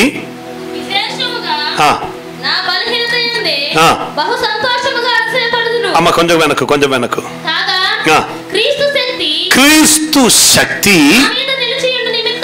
నా మీద నిలిచి ఉండు నిమిత్తం. క్రీస్తు శక్తి అంటే మరణిస్తున్న వ్యక్తిని మరణము నుండి లేవనెత్తుతున్న శక్తియే క్రీస్తు ఒక శక్తి. హలో, మీరున్నారా ఇక్కడే? వినిపిస్తుందా? స్తోత్రం. ఆమేన్. మరణిస్తున్న మరణము నుండి ఒక్క మనిషిని నిత్యమైన జీవములోనికి తీసుకొని వెళ్ళుతున్న శక్తియే క్రీస్తు శక్తి. ఇక్కడ ఏం ఉపయోగించారు? చదవండమ్మా, మరలా చదవండి అదే వాక్యం. క్రీస్తు శక్తి, క్రీస్తు శక్తి నిలిచి ఉంటే ఆ వ్యక్తికి ఇక మరణ భయం ఉండదు. ఆమేన్. నెక్స్ట్ 2-3 విషయం గురించి చదివి నేను అది ఎక్స్ప్లెయిన్ చేస్తాను. చదవండమ్మా. విశేషముగా నా బలహీనతలయందే బహు సంతోషముగా అతిశయపడుదును. నేనెప్పుడు బలహీనుడను అప్పుడే బలవంతుడను. క్రీస్తు నిమిత్తం నాకు కలిగిన బలహీనతలోను, నిందల్లోను, ఇబ్బందుల్లోను, హింసల్లోను, ఉపద్రవములోను నేను సంతోషించుచున్నాను. సో బాధలు వస్తే, ఉపద్రవం వస్తే, నింద వస్తే, హింస వస్తే అది సంతోషముగా మార్చటానికి ఒక్క గ్రూపుకే సాధ్యం. వారే సరి అయిన క్రీస్తులో ఉన్న క్రైస్తవులు. హల్లెలూయా. మిగిలిన వారికి వచ్చిన ఇబ్బందిని బట్టి వాళ్ళు ఏడుస్తారు. మనకు వచ్చిన ఇబ్బందిని బట్టి మనం కారణం ఇప్పుడు దుఃఖిస్తున్న మీరు రేపు సంతోషింతురు. హల్లెలూయా, హల్లెలూయా. అది ఎలాగనంటే సింపుల్గా చెప్పాలి అంటే ఒక ఇంటిలో 2 కుమారులు. తండ్రి గారు ఉద్యోగం నిమిత్తమై బయట వెళ్ళి ఉన్నారు. తండ్రి గారు తిరిగి శుక్రవారం అయ్యేటప్పుడే తిరిగి వస్తారు. సోమవారం వెళ్తే శుక్రవారం వరకు రారు. పెద్ద కుమారుడు చిన్న కుమారుడు ఉన్నారు. ఈ పెద్ద కుమారుడు చిన్న కుమారుని హింసిస్తారు. అందుకొరకు చిన్న కుమారుడు వచ్చి మమ్మీ మమ్మీ వాడు కొడుతున్నారని చెప్తున్నప్పుడల్లా మమ్మీ చెప్తారు, డాడీ రాని, డాడీ రాని. సో డాడీ వస్తే ప్రతిదండన చెయ్యువాడు వస్తున్నారని ఈ చిన్న కుమారునికి డాడీ రావాలి అని ఒక ఆశ ఉండదు. కారణం హింస పొందుతున్నాడు గనుక. సోమవారం పోయి, మంగళవారం పోయి, బుధవారం పోయి, గురువారం అయ్యేటప్పటికి చిన్న కుమారు చెప్తారు, రేపు నా డాడీ వస్తారు. ఆమేన్. నాకు కలిగిన శ్రమలన్నిటికీ పరిష్కారం ఉండదు. కారణం హింస నొందిన వ్యక్తికి స్వాభావికంగా కొంచెం ఎక్కువ చాక్లెట్ దొరుకుతుంది. స్తోత్రం. ఆమేన్. అవునా కదా? మీ ఇంట్లో కూడా పిల్లలు ఎవరైనా బాధతో ఏడుస్తుంటే తెచ్చిన చాక్లెట్లు ఒకటి ఎక్స్ట్రా అదనికి దొరుకుతా లేదా? కారణం అదన్ని సంతోషపరచాలి గనుక. ఆమేన్. అలా గురువారం అయ్యేటప్పుడు చిన్న కుమారునికి సంతోషం, కారణం రేపు డాడీ వస్తారు. గురువారం సాయంకాలం అయ్యేటప్పటి నుంచి పెద్ద కుమారునికి టెన్షన్, కారణం డాడీ వస్తే పరిహారం ఏ రీతిలో ఉండదో తెలియదు. స్తోత్రం. పరిష్కరించినప్పుడు బెత్తం ఎక్కడెక్కడ పడుతుందో, ఏ రీతిలో ఉన్న దెబ్బ జరుగుతుందో పెద్ద కుమారునికి తెలియదు కనుక పెద్ద కుమారునికి టెన్షన్ ఉండదు, భయం ఉండదు. కానీ చిన్న కుమారునికి సంతోషం, హింస నొందిన వానికి సంతోషం. ఆ రోజు సాయంకాలం అవుతున్నప్పుడు డాడీ రాబోతున్నానంటే హింస నొందిన చిన్న కుమారుడు ఏం చేస్తాడు? గెంతులు వేస్తుంటాడు. ఆమె డాడీ వస్తున్నారు. పెద్ద కుమారుడు ఏం చేస్తాడు? అప్పుడు వరకు హింసించిన వాడు ఎక్కడ దాచుకోవాలో వెతుకుతుంటాడు. అవునా? అలాగనైతే ఈనాడు హింస నొందుతున్న మీరందరూ సంతోషించుకోవచ్చు. ప్రాణప్రియుడు మేఘాల మీద అది త్వరలో రానై ఉన్నారు. హల్లెలూయా. మనల్ని హింసిస్తున్న అన్నయ్యలందరికీ ప్రతిదండన చేయువాడు వచ్చుచున్నాడు, ప్రతిక్రియ చేసి నిన్ను విడిపిస్తాడు. హల్లెలూయా. యేసురాజు వస్తున్నారు. యేసురాజు వస్తున్నట్టే అటు ఎవడో పేరు చెప్పడం నాకు ఇష్టం లేదు. ఆయనను ఆమేన్. ఏదో గన్ వస్తున్నాడు లేదా భూ వస్తున్నాడు అని చెప్తే చాలు అందరూ నేను చెప్తున్నాను, యేసు మహారాజు వస్తున్నారు. హల్లెలూయా. ముళ్ళ కిరీటం ధరించిన వారై, చేతుల్లో మేకులు కొట్టిన వారై, రక్తం శరీరం అంతా కారుతున్న వారై లోకం చూసి ఉండవచ్చు. మహిమ కిరీటధారి అయి రాజ్యం ఏలుటకు యూదా గోత్రపు కోదమ సింహమై మహారాజు తిరిగి రానై ఉన్నారు. నిశ్చయం ఉన్న వారు ఉంటే గట్టిగా చప్పట్లు కొట్టి చెప్పండి హల్లెలూయా. Glory to God. Hallelujah. Hallelujah. క్రీస్తు యొక్క శక్తి, క్రీస్తు యొక్క బలం ఎప్పుడు వస్తుందంటే మనం బలహీనతలో. అందు నిమిత్తం ఈ బలహీనతలో ఏం చేస్తున్నారంట? సంతోషిస్తున్నారు. హల్లెలూయా. కృప దొరికితే వస్తున్న ఒకటియే సంతోషం. సో మీకు కొంచెం అర్థమైంది. మనం సహిస్తున్న కష్టముతో పాటు, వేదనతో పాటు, ముళ్ళుతో పాటు సాతాన్ పొడుస్తున్నప్పుడు కృప దొరికితే అది సంతోష కారణమై మారుతుంది. అంతవరకు అర్థమైందా? స్తోత్రం. అర్థమైందమ్మా? ఇంతవరకు చాలులే అనా. దేవునికి స్తోత్రం. హల్లెలూయా. ఆమేన్. దీని నెక్స్ట్ ఒక లెవెల్ కూడా వెంటనే చూపిస్తాను, మీరు శ్రద్ధగా ఉండేలా. దేవునికి స్తోత్రం. దీని నెక్స్ట్ లెవెల్. ఆమేన్. ఇది కొంచెం ఎక్స్ప్లెయిన్ చేయవలసి ఉన్నది. సమయ పరిమితిని బట్టి నేను వెంటనే ముగించబోతున్నాను. పరిమితి అంటే మిమ్మల్ని చూస్తే అర్థమైంది. దేవునికి స్తోత్రం. హల్లెలూయా. ఆమేన్. ఈ వేసవకాలం అని ఉన్నప్పుడు రెండు కూడిక చాలా బాగుండేది. ఒకటి అరుణోదయం, ఉదయకాలం ఉన్న కూడిక. ఇంకొకటి రాత్రి ఆల్ నైట్ ప్రేయర్. అంటే వేసవకాలంలో అందరూ హ్యాపీయే. ఏ ఓపెన్ పొలములో నువ్వు వచ్చి కూర్చొని స్తోత్రం. నేను ఒకరోజు ఒక చోట మీటింగ్ వెళ్ళినప్పుడు అక్కడ పెద్ద పొలములో వాళ్ళ మీటింగ్ అరేంజ్ చేశారు. అటు వెస్ట్ గోదావరి సైడ్లో కొంచెం సముద్ర తీరంలో ఉండని ఇసుకని ఉన్నటువంటి ఏరియా. సో అక్కడ ఉన్న పొలములో ఏరియాలో వాళ్ళు అరేంజ్ చేశారు. చాలామంది ఉన్నారు మనుషులు. నేను పోయి చూస్తే కొందరు మీటింగ్కి ఎలా వస్తున్నారంటే, ఇది ఆ రోల్ మ్యాట్ ఉంది కదా, మ్యాట్ పిల్లో అన్ని పట్టుకున్నా అవన్నీ వేసుకొని, నేను అనుకున్నా కూర్చుంటానికని వేసుకొని పనుక్కుని స్తోత్రం. ఆమేన్. అప్పుడు ఒక పాస్టర్ గారు చెప్పినటువంటి మాట గుర్తు వచ్చింది. పాస్టర్ గారు చెప్తున్నారు, ఎవరు వెళ్ళిపోవద్దు, అందరు ఇక్కడ ఉండాలి, వాక్యం చెప్పి ముగించే వరకు వెళ్ళిపోవద్దు అని. అప్పుడు మధ్యలో ఒకరు చెప్పారు, మేము ఎక్కడికి వెళ్ళిపోం, మేము ఇక్కడే ఉంటాం, కానీ మీరు వెళ్ళేటప్పుడు మమ్మల్ని లేపి వెళ్ళండి అని. దేవునికి స్తోత్రం. హల్లెలూయా.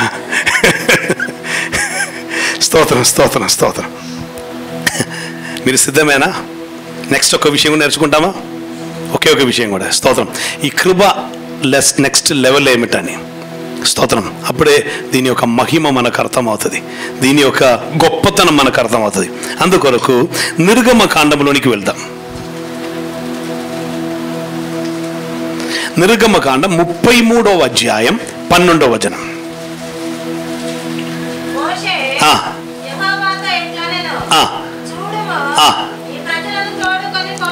ఈ ప్రజలను తోడుకొని పొమ్మని. ఎక్కడికి? వాగ్దాన దేశమైన కనాన్లోనికి. నీవు నాతో చెప్పుచున్నావు, కానీ ఎవరిని పంపెదవో అది చెప్పలేదే.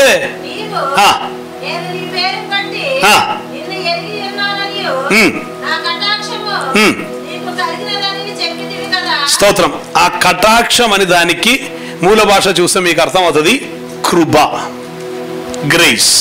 ఇంగ్లీష్ లో చూడండి, it is very clearly written, thou hast also found grace in my sight. నీకు నా కృప దొరికింది లేదా కటాక్షం దొరికింది. స్తోత్రం.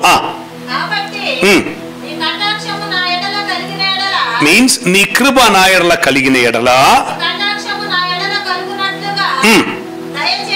దయచేసి మార్గం తెలుపుము అన్నారు. కృప ఉంటే సంతోషం, అది వేరొక లెవెల్. ఇప్పుడు ఒక లెవెలే, ఇంకా నీ మార్గం ఏమిటి అంటే నెక్స్ట్ నేను ఏం చేయాలి? కృప ఉంటే నెక్స్ట్ లెవెల్ ఏమిటి అని అడుగుతున్నారు.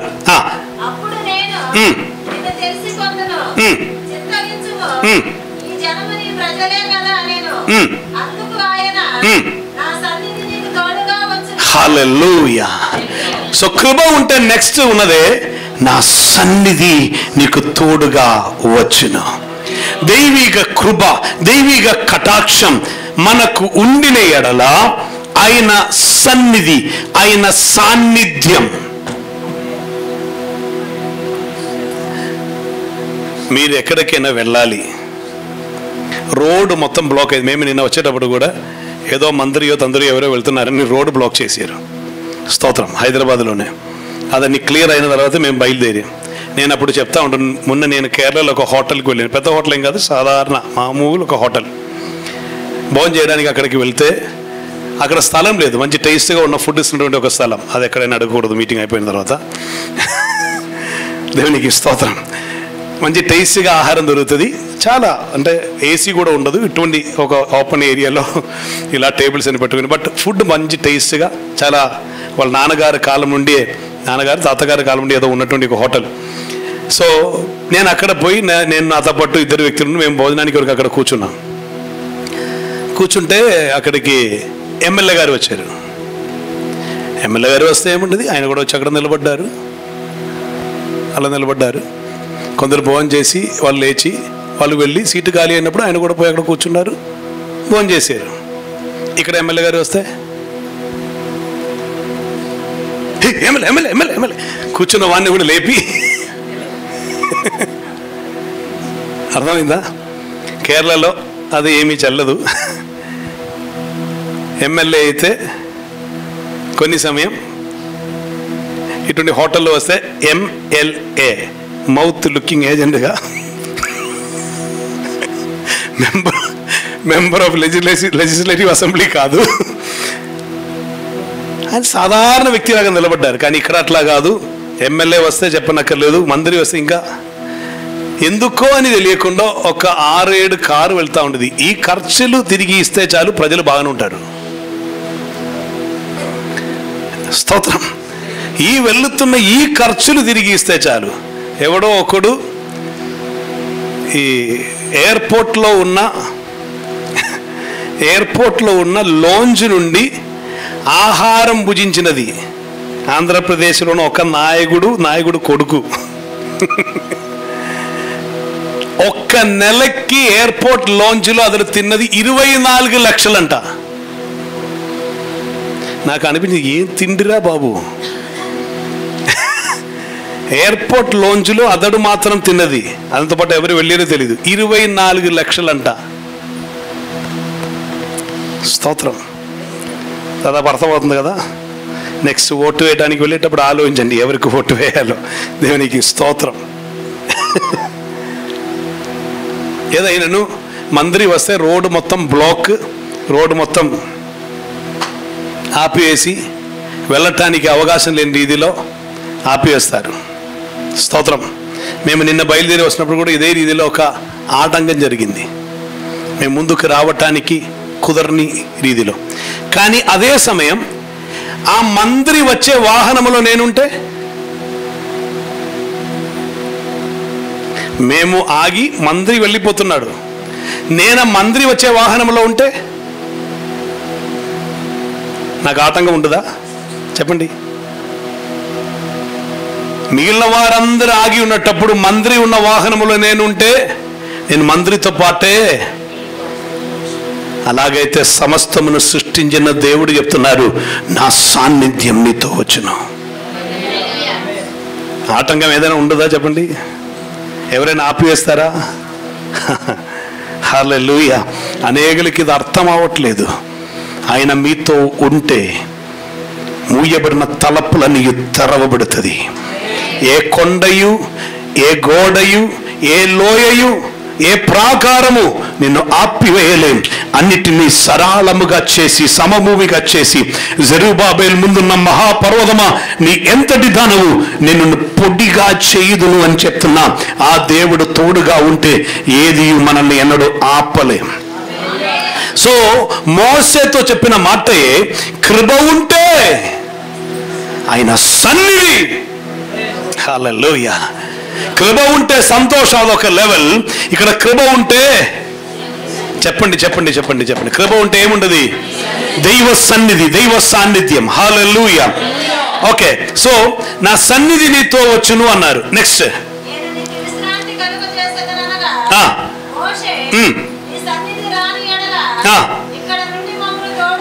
నీ సన్నిధి రాని ఎడల ఇక్కడ నుంచి మమ్మల్ని తోడుకొని పోవద్దు.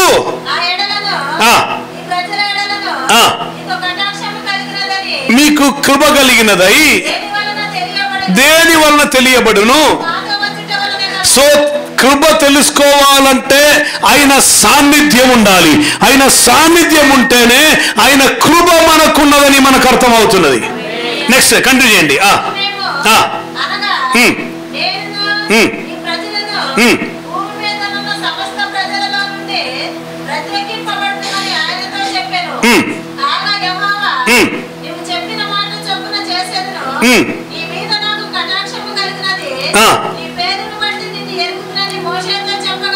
ఇక్కడ వాక్యం కరెక్ట్ గా English. And the Lord said to Moses, I will do this thing also that thou hast spoken, for thou hast found grace in my sight, and I know thee by name. అర్థం, నిన్ను నేను ఎరిగి ఉన్నాను, పేరు పెట్టి, అనగా నిన్ను నాకు బాగానే తెలుసు.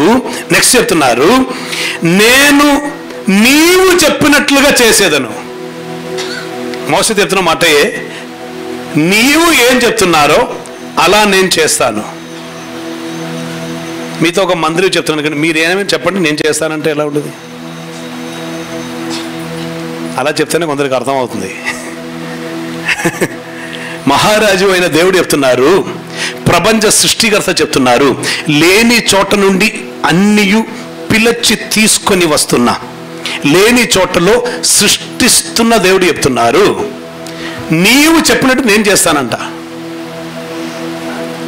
హల్లెలూయా, స్తోత్రం. నెక్స్ట్, నీ చెప్పినట్టు నేను చేసేదను. కారణం ఏంటంటే నా దృష్టిలో నీవు కృప నొందినవాడు. You found grace in my sight. అప్పుడు అతడు చెప్తున్నారు, దయచేసి నీ మహిమ. ఇప్పుడే గ్రేస్ నుండి గ్లోరీలోనికి వెళ్తున్నాం. కృప ఉన్నది అన్నారు. కృప ఉంటే సంతోషం, కృప ఉంటే దైవ సాన్నిధ్యం. స్తోత్రం. కృప ఉంటే నీవు అడిగిన అందయు నేను చేస్తానని దైవిక వాగ్దానం. అప్పుడు మోసే చెప్తున్నారు, నీ మహిమ నాకు ఒకసారి చూపెట్టాలి. I want to know your glory. నీ తేజస్సు, నీ మహిమ, అది ఏమిటో నేను తెలుసుకోవాలి. హల్లెలూయా. నెక్స్ట్ ఉన్న జవాబు చూడండి. దేవుని మహిమ అంటే ఏమిటని చూడండి. దేవుని మహిమ, నా మంచితనం నీ ఎదుట కనపరచెదను. యెహోవా అనగా నా పేరు, నా నామమును నీ ఎదుట ప్రకటించెదను. కరుణించు వాణ్ణి కరుణించెదను, ఎవని యందు కనికరపెడునో. స్తోత్రం. కృపనొందిన వ్యక్తి మహిమ కొరకు అడిగారు. హల్లెలూయా. నేను ఇంకా ప్రసంగించట్లేదు, కన్క్లూషనే. స్తోత్రం. కృపనొందిన వ్యక్తి మహిమ కొరకు అడిగారు, గ్రేస్ నుండి గ్లోరీ అడిగారు. అప్పుడు దేవుడు చెప్పిన మాటే, నా మంచితనం కొంచెం అని కాదు, నా మంచితనం అంతయు, నేనెంత మంచివాడనో అది నీకు నేను తెలియజేస్తాను, నీ ఎదుట నేను కనపరచెదను. నెక్స్ట్ వెయిట్ ఇదే ఇదే ఇదే ఇదే ఇదే ఎక్స్ప్లెయిన్ చేయాలి. నెక్స్ట్ అమ్మా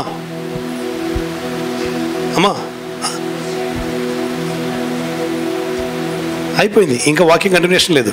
ఇప్పుడు ఏం విన్నామో అది మనం తెలుసుకుంటే చాలు. మంచితనం అంతయు కనపరచెదను. అమ్మా స్తోత్రం స్తోత్రం.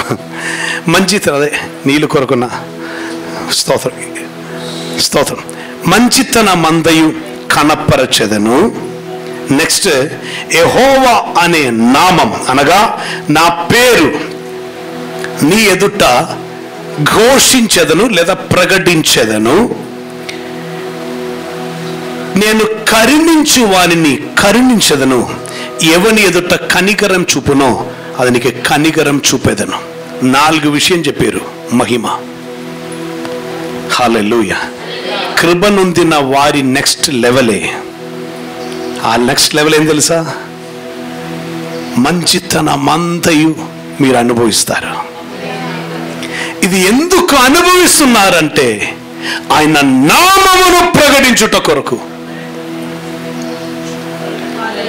కృపనందిన వారికి ఉన్న ప్రత్యేకత ఏనండి, ఎవరెవరు కృపనందుతున్నారో వారు ఈ భూమిలో సంతోషంగా ఉంటారు, వారు అడిగిన అంతయు వారు పొందుతారు, దైవ సాన్నిధ్యం వారికి ఉండుది, వారు నెక్స్ట్ లెవెల్లోనికి వెళ్తున్నారు. అదేమిటంటే ఆయన నామమును ప్రకటించు వారమై వారు మార్చబడతారు. ఆమేన్. వారు కరుణింపబడుతున్న వారును కరుణించు వారినై ఉంటారు, కనికరం చూపు వారును కనికరం పొందు వారినై ఉంటారు. హల్లెలూయా. నేను మొన్న కేరళ వెళ్ళినప్పుడు నేను ఒక సహోదరునితో మాట్లాడుతూ ఉంటాను. ఆయన రోమన్ క్యాథలిక్ అనగా నామగార్త క్రైస్తవ గ్రూపులో ఉన్న వ్యక్తి. ఆయన ఎప్పుడు నేను ఫోన్ చేసినా చెప్తారు, బాబుకు బాగలేదు హాస్పిటల్కి వెళ్ళాను, భార్యకి బాగలేదు హాస్పిటల్ వెళ్ళాను. ఇప్పుడే బయలుదేరుతుంటాను, చిన్న పిల్లవాడు పడిపోయాడు. ఏ రోజు చూసినా ఏదో ఒక ట్రబుల్.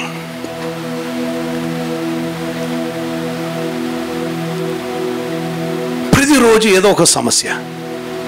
షాపులో ఉన్న వానికి యాక్సిడెంట్ అయింది, అతనికి వేలిపోయింది, ఆ వ్యక్తి ఆత్మహత్య చేశారు, ఆ వ్యక్తిని ఒకరు చంపారు. ఎవ్రీ డే ఎప్పుడు మాట్లాడినా ఆశీర్వాదం ఉందా? ఉంది. డబ్బులు ఉందా? ఉంది. అన్నీ ఉన్నాయి. కానీ ఎల్లప్పుడూ సమస్యలే. తీసుకొని వస్తున్న మొత్తం ఆసుపత్రిలో. నేను అప్పుడు చెప్పాను, మేము హాస్పిటల్ చుట్టూ మేము తిరగట్లా. అకస్మాత్తుగా ఏదైనటువంటి సమస్యలు వచ్చిందని చెప్పి మేమెవరము హాస్పిటల్ వెనకాల పరిగెత్తట్లా. మేమందరూ క్షేమంగా ఉన్నాం. సమస్యలు ఏమీ లేదు, బాధలు ఏది లేదు, వేదన ఏది లేదు, ప్రమాదములు ఏమీ లేదు. కృప ఉంటే ఇవన్నీ సాధ్యమవుతుంది. దైవిక కృప నీ పైన ఉన్నది, దైవ సాన్నిధ్యం నీకున్నది. నీ ఒకటి ఎరిగి ఉంటే చాలు, ఈ బలహీనతలోనే కృప ఎక్కువ అవుతుంది. గనక ఈ బలహీనత, ఈ కష్టం, ఈ బాధ పోవాలని కాదు ఆలోచించాల్సింది, తన అధికమైన కృప కావాలని, క్రీస్తు ఒక బలం నా మీద అధికం అవ్వాలని, తన సాన్నిధ్యం ఇగను కావాలని, ఇగను ఆయనను ప్రకటించాలని, ఇగను ఆయన తెలియచేయాలని, ఆయన మంచితనమును అనేకులకు తెలియపరుస్తున్న వ్యక్తిగా మనం ఉండాలని సమర్పణలోనికి రావాలి. అలా వస్తే కృపనొందిన మనం ఆయన మహిమను ప్రతిఫలింప చేయువారమై మార్చబడుతుంటాం. మనమును ముసుకు లేని ముఖముతో ఆయన మహిమను ప్రతిఫలింప చేయొచ్చు, మహిమ నుండి అధిక మహిమ పొందుచు ఆయన ఆత్మచేత ఆ పోలికలోనికి మార్చబడుతుంటామని లేఖనములో రాయబడి ఉన్నది. మహిమ నుండి నెక్స్ట్ డిగ్రీ మహిమ. ఇదే గ్రోత్. అది కాకుండా సమస్య వచ్చింది, అయ్యగారు ప్రార్థన చేయండి, వేదన వచ్చింది, అయ్యగారు ప్రార్థన చేయండి, అది వచ్చింది, ఇది కాదు మన లెవెల్. మనం కలుగుతున్న కష్టములో మనం సంతోషిస్తున్న వారం. కారణం అక్కడనే క్రీస్తు ఒక బలం మన మీద అధికం అవుతుంది. లేచి నిలబడదామా దేవుని సన్నిధిలో? హల్లెలూయా. క్రీస్తు మహిమ నా మీద అధికం అవ్వటానికి